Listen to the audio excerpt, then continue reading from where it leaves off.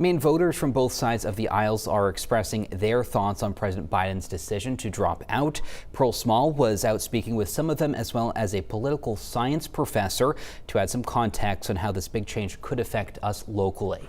I'm not voting for Trump, and I was in a pickle. Jim Wright's dilemma as a Democratic voter in Maine was never over what party to support. I agree with a lot of the Democrat policies. Instead, what Wright was concerned with was the health of President Joe Biden as he was running for re-election. And I would not be running again if I didn't believe with all my heart and soul I can do this job. Since the first debate, it was just kind of obvious that he didn't really have what it would take to be, the president of the United States. Now those concerns are changing, with Biden suddenly announcing his withdrawal from the 2024 presidential race. This is an enormous risk. Ronald Schmidt, professor and chair of the political science department at the University of Southern Maine, says the U.S. hasn't seen this happen since 1968 when Lyndon B. Johnson dropped out.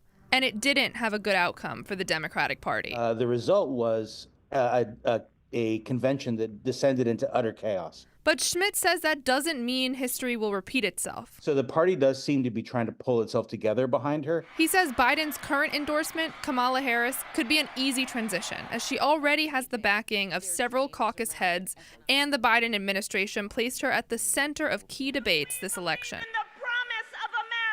She's become sort of a point person on issues of women's health, reproductive freedom, on the right to privacy. Still, he predicts the last-minute change will be a dramatic shift for both sides. Kind of frenzy of attempts at definition of the party trying to define itself, of the party trying to define the leading candidate, and of the Republicans trying to define the Democratic leading candidate. For Republican voters, how they define the other side is already changing. I think it's a good thing for them. Dana Graham says she's happy that even if her vote for Trump doesn't help Republicans win in November, that Biden still won't be the one in office. I think they need somebody to run the country that is competent and can get things done. Now the question is, will the Democratic Party throw support behind the current vice president at their convention next month? Some local voters think that's the smoothest transition. I think with Kamala Harris, I think some of the priorities that Biden was speaking to would stay on that path. In Portland, Pearl Small, News Center, Maine.